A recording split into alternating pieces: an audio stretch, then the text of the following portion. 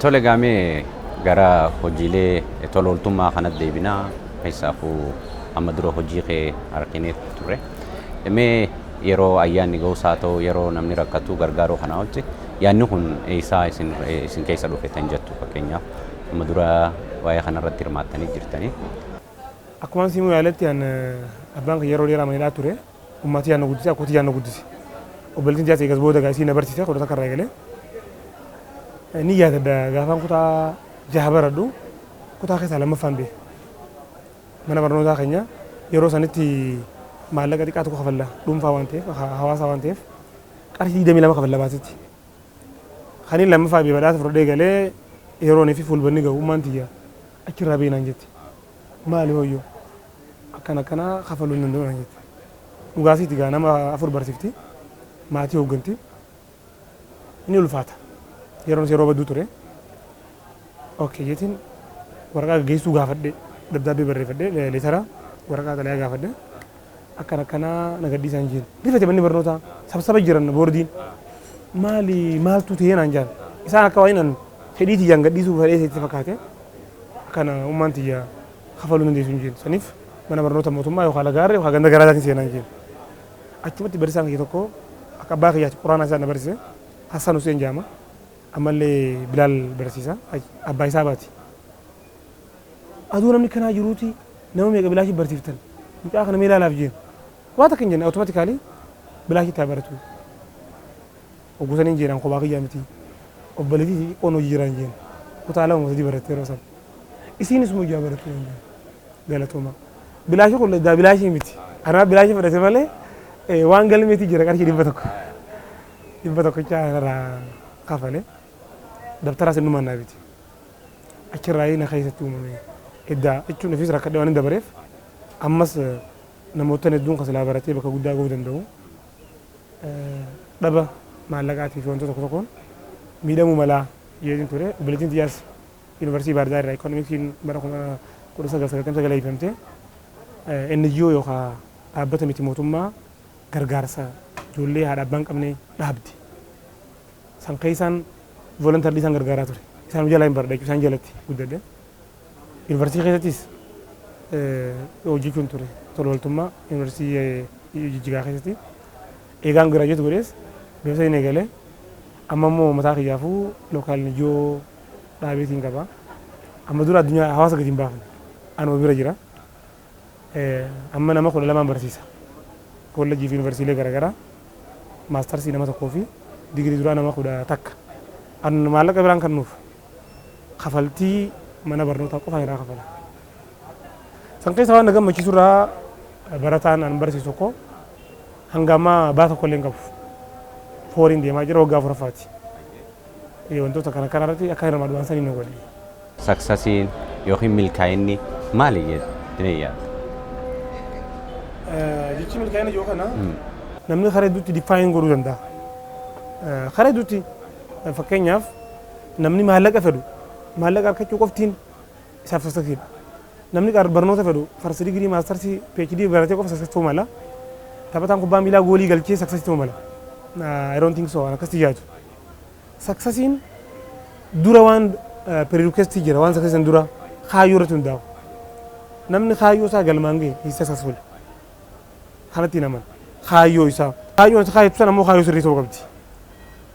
Kaayyoon kee hannatee yoo hatte successful jechuu miti.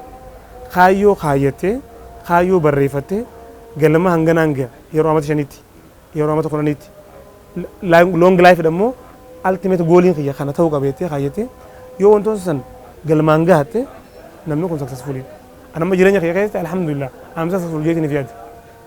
Waan takka godheetii miti makiinaa manaan qaban mana kiyya bareedaa viillaan jaaradeen qabu. Ammoo namoota makiinaa manaa qaban hedduurraan alhamdulillah beekumsa qabu. Hedduurraan gammachuu qabu. Kun anaaf success jeetii yaadde. Makiinaa bitachuu makiinaa miti xiyyaara bituu danda'a jeetii yaadda. Na keessa ni jira dandeettiin. San ammoo alhamdulillah ittiin deemu jira. Saniifuu waan harkatti irratti gammadaa yoo deemte successful jeetii yaadda. Kanaaf wajjin qabsee waan takka kan hin dubbachuu fedhu. Barana 2012 maastarsii kiyya yuunivarsiitii Harommaa irraa hin fixe. Oguun fixu riisarchii difeensi godhee maal godhee nam tokkotti hin himne eegumaa nam fixee namni dhagee sababa koronaatiin eebbitis booda aante yeroo kanaan moobaayila qaalii bitadhe namni tokko nagaa bitee reeqiyyaa aduu inni meeqa jiru akkamitti maallaqa dila kanaan moobaayila bitaa nan jee dhageen jeen maallaqa kana eenyu fidi anaa fidi ifiin badhaasee namni kan badhaasuun beeku anna yeroo sanitti dipaartimentii xiyyaara tokkoffaan ture yuunivarsiitiin giraajuu nun goone so ammaaliin godhuu qaba badhaasuun qaba jeeti yaadi namni guutuu sassaaltaa dhufte ofii keessa badhaasaa lubbuu ta'e haara galfachiisaa deemuunis barbaachisaa jeeti yaadi sanii saksasa guyennu yookaan milkaa'ina guyennu baalaansi ta'uu qaba ka faamilii laayifii ka sooshaal laayifii spiritual life namni tokko rabbiin beekuu naan jee is not successful enough amantii fedhaa qabaatu amantii isaa keessatti nama amantii hordofu yooti kanaaf successful amantii fedhaa hordofu amantiidhaan hawaasummaan faamiliin individual life isaa irratti yoo control godhe reedduu nama successful jaanii ilaalan oguu ilaalan kaan hashiisha fudhata kaan farshoo akka malee dhugaa kaan jimaadhaan dhukkee irraa kaasee jira disma namni kun successful miti because control hin goone alhamdulillah narra araada waan jaan kubbaa miilaa qofaan qaba ispoortii taphachuu qofa sanii ala araada biraan qabu bunan dhugu jimaan qabu waan sanii ala amantiin naanna jedhamtu kana akkana ta'uu qaba namni malee lubbuu ta'e muka garagaraa qabdee namni ofii isaatu control hin godhin an successful yoo naan jee daadan give me sense naa kan maybe namsa maallaqa qaba abbaa qabeenyaatiin hin jaan professor hin jaan politician hin jaan maybe namni sanaa fakkeenyan ta'u kana successful jechuun hayyoo ta'e ati haati san deegala mangeesse you are successful man. Tole gara maatii deebinamee fuute moo hin fuune yoo hin fuune kaadhimaa ni qabda kami fuudhuudhaaf yaaddeen jirta. Lakki fuudheetiin jira ilmoota kan qaba abbaa hamileetiin ammoo ta'e arabni kun yaani intalallee qabaadhu abbaa maamadiin hin jaan beekaa yoo ni ture kolora khiyaafaan takka kalaalte abbaa maamadiitiin beekama ilma khiyaafa duraa maamadiin baasa. Kasanirraa fi hunda maqaa oromootiin baasan abbaan kiyyaas maqaa isaatiitu ol qabaa fi ahmadaa qabaatu malee maatiin keenya guutuutti miti maqaa afaan keenyaaf baafa haamantii hojii waliin deema. Meegaa filaan fakkeenyaaf gaa jalqaba irratti piroofeesara ta'uudhaaf niyya qaba. Mee roga barsiisummaa takka piroofeesarummaa kana keessaa yoo bee silaa maal ta'e jettee yaaddame carraan lama dayasii qanname maal ta'uu fedha? Gaafii tana si hojii namsa diina gaafate. Taalantii rabbiin namaa kennee jira.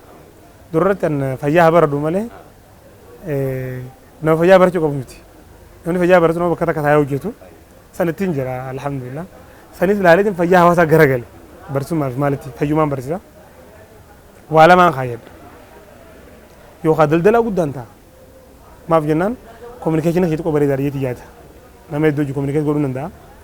Kominikeeshinii akkasii arrabsanis maal fayyadamnaan jaanis I don't care kaayyoo waan hin qabu kaayyoo saniif ittiin deema. Daldalaan ta'a. Yoon daldalaan ta'an immoo hojii tantanaan dalaga. Siyaasaa fi gaazexeessaan ta'uu barbaada. Ni yaadadha anaa ijoollee oduun dhiyeessu ture. Oduu dharaa. Oduu qofa ammaas oduu qofa ta'in afaan milkataati jiraami afaan warra dura. Akkana zeenaa jettee akkas akkas dhiyeessan mallattoo naasonsan sanis dhiyeessuun ture leenjii garaagaraa fudhadhe. Miidiyaalee garaagaraatti ammaas akkuma irraati intarviiyuu gosa kanatti namoota garaagaraa intarviiyuu godhaatiin ture. Miidiyaalee keessattuu gara amantaa kana akkuma reefu dubbachuu yaadetti nama amantaati. Amantaatti yaabsu waa dalaguun fedha.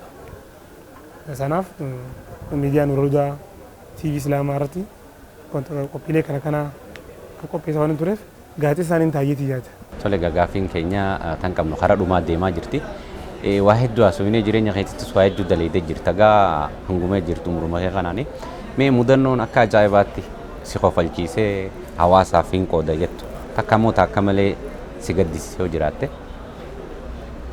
Wallaahi mudannoo lama musliimiin qaba mudannoolee gurguddoo. Kaduraa waajjira fayyaa seenuu keenyaaf mudannoodha. Mudannoo ajaa'ibaati waajjira fayyaa seenuu. Akkam yoo naan jette gaafaan eebbifamee dhufu akkuma isin jechuu fedhatti diriiraa sun hojjechuu fedhan hawaasa kanaan tajaajiluu fedha. Hawaasni kun abbaan qabu yeroo sanitti amma alhamdulillah liidaroota jajjabaa qabna yeroo sanitti hin jiran dhugaa dubbachuuf. siyaasa kanaas xiqqoo keessanii jijjiira. Dokumentii xiyyaan geesse. Dokumentii xiyyaa waajjira fayyaatti hin dhabe. Namni yeroo san hoogganu namaan qacoollee beeku. Ammoo they are not positive. Positive hin turre naaf. Abbaa biddiin annaate. Dirrumaan dhawaa abbaa biddiin annaataati. Niin aareka malee. Ijoolleen an Rift Valley barsiisu. Amata afur barsiise private. Haqabxii naagadii. Habarataa xiyyaa. Eebifamee ji'a lama keessatti dirqoorraa fi hospitaala garagaraa keessa hojjetaa kan dirraa keessa. Anammoo seenuu hin dandeenye. Oguu sana oguu ilaalee neetwoorkii garagaraa fafakottu jira. Saniin seenuu turan. Na kee na dhagee bakka aniin kun I have to join seenuun qaba. Arrammoo faallaa ta'ee namoota gaafa san akkaan ani seenne fi wasa hojjaa turan anaatu hoogganu. Kun naaf mudannoo jalqabaati. Mudannoon biraa yuunivarsiitii barsiisuu hedduun fedhaan akkuma isin jettu piroofeesara waan hin barbaaduuf yuunivarsiitii jooyin godhee barsiisuun fedha. Because baayoloojii fi keemistiriin baradhe fayyaan baradhe elementarii barsiisuu hin danda'u yoon voolontarumaan barsiise malee yuunivarsiitii Jigaaguun waraqaa galfadhu maatirikii yaalaalame afaan Oromoo qabu akkasuma waraqaan keessaa darbamte nan dhageeme biitii jiru sun Itoophiyaa moo Itoophiyaa miti namoota nu gadi afaanumaa fi sabummaa qofaan yeroo galan xiqqoo gaa biyya keenya waan ture nama waliin beekaa nan dhageemee ture san booda immoo dorgommii godhan jarrummaan sana kan naquun kun dogoggoraa ja'anii dorgommii ta'uu qaba yaanii amatatti aan oguu dorgommii godhan dorgommiin seeneetiin dabre akka malee hin gammadi nan dhageeme gurbaan heedii ati amma dura akkamitti seenii naan jee warra afaan kee kana dubbatu na dhorke hin jee galteef hayyee deef naan jee kun mudannoo kiyyaa halamadaati akkaataan itti hojiilee seenuu kun hundi annaaf mudannoodha.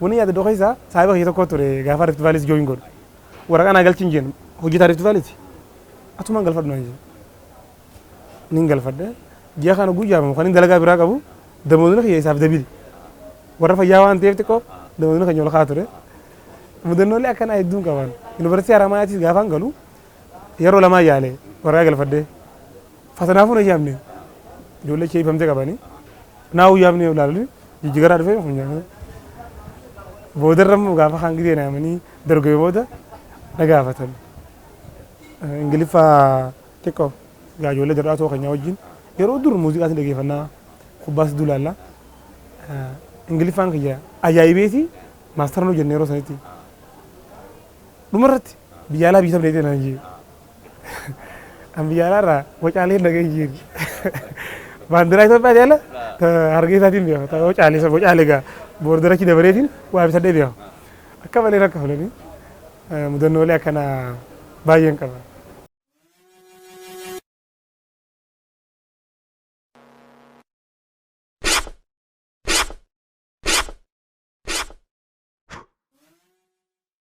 Gara xumuraa geenye jirraa fakkeenyaaf akka dirree dho'aatti wanni jechuu barbaadu dargaggeessa akka keetiitiif wanni jechuu barbaadu irra hedduu akkuma agarrutti namni gaa magaalaa kun irra guddaan hariifatti filaalaa hariifnis jechuun maal jechuudha akka sassaks godhan yookiin milkaa'ina kana maal godhuu qaban jettee yaaddame. Magaalaan keenya xiqqoo dhuma dubbachuudhaaf magaalaan keenya hariif. Akkana kana maarraa afaan afur shanii dubbachuu danda'a. Arummaan kun osoo hin baadiyyaa daladhee kannaaddu waan kana godhuu danda'u. Magaalaan teenya dhalaan teenya yookaan shamarran keenya shamarroota biyya biraa hundarra godhuu danda'an. Nyaata Arabaa beekan, nyaata Faranjii beekan, nyaata biyyaa beekan. Wanti kun sivilaayizeeshinii kun bilaashiitti hin dhufne. Durarratti sivilaayizeeshinii ji'oogiraafiiti. Namni gammoojjiitiif namni baddaa tokko miti uumatti rabbiin subhaanahu wa ta'aala gidee uumu namni gammoojjii kun xiqqoo irra fatina. Kalammadaa dhiyeenya Jabuutiif qabnu, Arabaaf qabnu, Turkoota nu keessa ture. Hindii nu keessa turte, Albaanii nu keessa turte, Kuubaa, Giriik, namoota garaagaraatiin Faransaay, namoota garaagaraatiin jiraatee jira abbootiin keenya. Qaroomina isaanii irraa fudhannee qabna. Walaakin qaroominni amma nu jallisaa jira. Sigaaraa xuuxuu, shiishaa fi jimaa, farshoo, barachuu dhabuu, uffata akka malatti uffachuu, rifeensa akka malee godhuu, kanaa qaroomina ta'e amma. Namni akka qiyyaa kun rifeensa qaccira ta'uun. Bada ijoollee jiraatii miti waxanii miti akkasii miti hariif jechuun nama kaayyoo isaa galmaan ga'u jiru barataa yoo ta'e nama barata cimaati daldalaa yoo ta'e nama daldala cimaati shufeera yoo ta'e nama shufeera sanii aktiivi hojii qabeessanitti galmaan gahu ka faamilii isaa gargaaru ka biyya isaa gargaaru ka if gargaaruutu hariifa irra hedduu wanni irra fikiisu yoonii fi Taayiwaan seenti iddoo nagadaa takka gubbaarraa galan gada ka dhugaan siin jaa ijoolleen hiriyaa teenyaatti dirree nama afur hin gahan ka dukkaana qaban ilmaan naannoo biraa immoo guutanii jiran saniif nuti hariifaam jechuudha jirsanii hariifaa yoonii fi iddoo hojii mootummaa dhufte nu caalaa ijoollee biraatii jiru maafte yoo iddoo barnootaa dheete ni yaadadha akka waan ijoolleen duraa tokko faan baanii yaadu ture nuti hangaafaan barachuu ture nama abbaa kiyyaa tokko faa wajjin barachuu ture hiriyaa abbaa kiyyaa faa nama qacoola ilmii qabu kanaa wajjin dorgomuu ture ijoolleen duraa dhiifteef nama gubbaa baddaa gaseena kanaatu dura ba'a no nama jechuun nameef koontirool godhee maatii isaa gargaaree biyya isaa gargaaree saba isaa gargaaree amantii isaa gargaaree namaaf bu'aa buusutu nama kana hariifni hawaan roga keessa jiru san gaazexaadhaan gaazexaa yeroo kabaju sagantaa bareedduu innoveet godhee fitu sagantaa bareedduu dalagu hawaasa kana professionaalummaa yookaan ogummaa gaazexaa saniin qacoolla fayyadi hawaasa kana jijjiire daas oguu sana ta'e hariif kaameraamaana qacoolla waraabu kwaalitiidhaan dalagu sa'aasaa kabaju nama kabaju namni isaa waraabamu jaalatu ta'e dukkaana gurguri nama kastamara qacoolla keessumeessu qacoolla tajaajilu san ta'e hojii mootummaa hojjedhu sa'aan nama seenu nama sadaqaasaa sirriitti dalagu nama upgrade if godhu hogguu nama kana taate hariifa malee hariifummaan waan badii garagaraa dalaguudhaan dhuftu daas hariifummaa yeroo san for time being yeroodhaaf hariifa fakkaata yeroo si darba anamma ni yaadadha dhaadachuufi miti ijoolleelee hojii barachuu turre gaafa nuti 9 barannu huccuu bareedduu isaan uffatan shittoo bareedduu isaan dibatan rifeensa akka bareedduu isaan godhatan amma har'a karaatti hogguun si yaanu rifeensa maraa barcaa si gaafata I never hin kannu jimaa abbaa fedheef hin kannu because yoo narra jimaa kanneef isaan mooraalee kannu jiraaf akka nama harka si dhadheeqa goobas jeeni ama hojjuun kun sirriidha jimaa si hin kannu hoottu nyaataan si afeera hundi akkasii jechuudha warri irra karaa jala gidaara jala taa'u dogoggora dalaguu qaba jechuudha namni saniitu hariifummaan dalagaan ibsamti yaada ijoon qaba. Mee hawaasa kana jijjiiruudhaaf duuba fuula dura kaayyoo yoo qabaatte kaayyoon tee maali? Maayyiirra gaa sagantaa galataati gaa maayyiirra as geessee jirta akka ta'ettu namni galatoonfachuu barbaaddoo jiraattee carraan sii kanna namni filabbee warra keessan keessaa dhalaalee jirtu san keessaa namni sibbeenii jiraatan jirtu. Wanta hawaasa kiyya hangammaa dalagatiin beeku. Ayyee. Maal jennaan intalti dhageenyaan sadii wadeetti Oromoo. Ayyee. Anarra dalagee yoo hin jee dalagaan dhiisa. Hangammaan dalalitiin beeku. Tirriingitiin jira. Leenjiirraan jira. Hawaasa kanaaf ganaan kana caalaa dalagatti keessattuu oga barnootaatiin. Oga barnootaatiin mana barnootaa standaard eeggate. Hospitaalli standaard eeggate. Kan hawaasni fayyadu wala baatee baratu. Itti wallaana. Hedduu dhaabuun barbaada. Inshaallah maasniin godha. Gaafaan godhe akka marabbi warra wala garuu rabbi naa godhu. Hawaasa kanaaf kana caalam godhuu barbaada. Dhumarratti namni namoonni dara galatoonfadhu. Durarratti rabbi eega rabbiiti immoo ayyootii ta'a abbaas taatee haadhaas taatee na guddiftee Faatumaa Toofiq guddaa galatoomuu qabdi. Akkootii tana guddiftee an ummaati jaan ummaa jeen beeku. Ummaa xiqqoo jennaan pirefiksii xiqqaa kanatti daana. Ummaan akkootii isiis guddisee nu guddiftee ammallee hojii jirra. Ammallee mana kiyya isii hojiin jiraachaa jira. Na bira jiraachaa jirti. Akkasumas haadha mana kiyyaa Lammii Hamid obboleettii xiyyataan akka haadhaa taatee na barsiiftee Lalisee Ahmed obboleessa kiyya kanarra guddaa ilma Habootiyyaa Adinaan Jaafar barsiisaa kiyyaa fi moodeela kiyya bakka bu'aa paarlaamaa magaalaa Dirree obbo Abdul Jawaad inni barsiisaa kiyya saahiba kiyya obboleessa kiyyaati Ismaan Rooli moodeela kiyya inni yaadadha akkuma nammaan ijoollee barsiisuu kanatti gaafaan an jaashaan baradhu yuunivarsiitii dhufee na barsiisaa ture na keessatti waan kuree waan jiruuf isaas hedduun galatoonfadha sheekotii barsiisota mana barnoota Bilaal guututti barsiisota mana barnoota Saabbiyaan guututti Ustaaz Jawaar Shee Aliyyi Ustaaz San Ustaaz Umar Ustaaz Jaafar cufa isaanii warroota na barsiise as ga'uudhaaf erga maastar kiyya barachuu jalqabees barsiisaa kiyya akka saahibaa Dr. Lammeessaa saahiboota kiyya Maamma Yuusuf Daga ni jiran ijoollee hedduu jira isaan hunda baay'een galatoonfachuu barbaada. Kana bira dabaree immoo ijoollee gandaa ta'ee fi barnoota laaffattee yoo haadhiifti. Teeroonan digirii duraa ibsamu maaster si'iifamu fudhan takka jira kana ifamaa dhufe sagantaa garaagaraa sagantaa gammachuu naa godhaa turte. Ijoolleen ganda kiyyaa hedduun isaan jaaladha hedduun isaan kabaja hunda keessanii ulfaadhaan jedhanii dhumarratti ammoota advaayizaroota kiyya hamma PhD irratti na barsiisaa jiranis guddaan galateeffachuu barbaada. Akka bulchiinsaatti itti aanaa kantiibaa keenyaa obbo Kadir Jawaar obboleessa kiyya kanarra guddaati. Isaas guddaan galateeffachuu barbaada. Maaliif jennaan magaalaa tanaaf akka nu jaleen mooraalii nu kanneen kan jaleessaa jirus tokko isa waan ta'eef akkasumas jiraatota magaalaa tanaa guututti guddaan galateeffachuu barbaada. Yoo waliin daleenee dirree dhawaa maqaa isin itti beekamtu sana. Dirreen dhawaa magaalaa guddoo beekamti. Magaalaa qaroominaa beekamti. Magaalaa amantii beekamti. Magaalaa sanni goonaa yaada ijoon qaba. Isinis hedduu galatooma. Tole egaa turtiin hojii gootiif gaa afilaa keenya gaa har'aaf hedduu si galatoonfannaa gaaffileen ni jirti yeroo biraa immoo milkaa'ina birootii walitti deebina akka gaagee milkaa'ina kee biraatii walitti deebinuus abdiidha qabna har'aaf ammoo hedduu ulfaadhu siin jedha.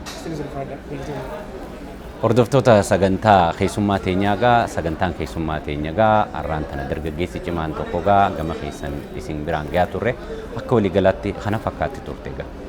Torbaan keessummaa biraatiin hamma wal agarruutti nageetti kan isiniin jiru qopheessaa sagantaa tanaa Salaaddiin Abdullaahii fi ogeeyyiin kaameeraa keenyaa waliin ta'uudhaan hamma torbaanitti warra torbaanii numaa jiru nageetti.